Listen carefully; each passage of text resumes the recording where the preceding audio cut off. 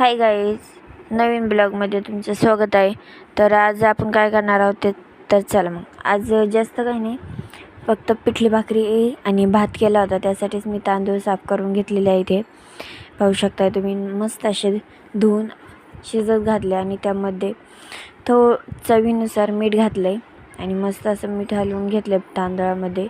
पाहू शकता तुम्ही. याला फोडणी वगैरे काही दिलेलं नाही. मस्त असं कुकर लावून पिठल्यामध्ये व बाकीचं सर्व तर टाकून ठेवलेलंच होतं. मस्त असं पीठ कालून टाकलं हे बघा, जेणेकरून गाठी होऊ नयेत, त्यामध्ये गाठ तयार होऊ नये म्हणून असं हलवून घेतलं आणि थोडंसं गार पाणी टाकलं त्यामध्ये. नंतर दुसरीकडे शिजत घातलं. तोपर्यंत भाकरीची तयारी करून घेतली. पाहू शकता तुम्ही. आणि भाकरी पण करून घेतल्या. पाहू शकता तुम्ही. मस्तपैकी अशा भाकरी केल्या. तर चला मग, तुम्ही पण अशा पिठली भाकरी करता का कधी? तर आज आम्ही टिफिनलाच पिठल्या भाकरी केलेलं होतं, कारण की पप्पांना आवडलं कर म्हटले आज, म्हणून आज पिठली भाकरीच केली होती.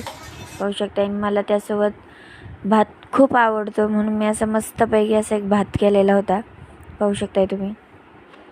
आणि मस्तपैकी असे भाकरी करून घेतल्यानंतर आहे ना, पाहू शकता तोपर्यंत चहा वगैरे चाललेलंच होतं. नंतर असं भाकरी करून घेतली आणि बाकीचे सर्व कामं आवरून घेतली. तर आम्हाला केंद्रात जायचं होतं, पण काय करणार, नाही जाणं झालं. तर चला मग पाहूया आपण.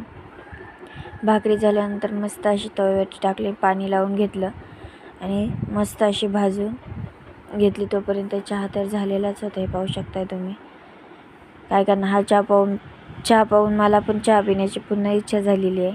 तर चला मग, भाकरी झाल्या बघा. सर्व कामे आवरून वाट बघते हिंदवी उठण्याची. तरी बघा 10 वाजून गेले तरीही हिंदवी उठायचं नाव घेत नव्हते आज. त्यामुळेच आमचं केंद्र हुकलं जायला.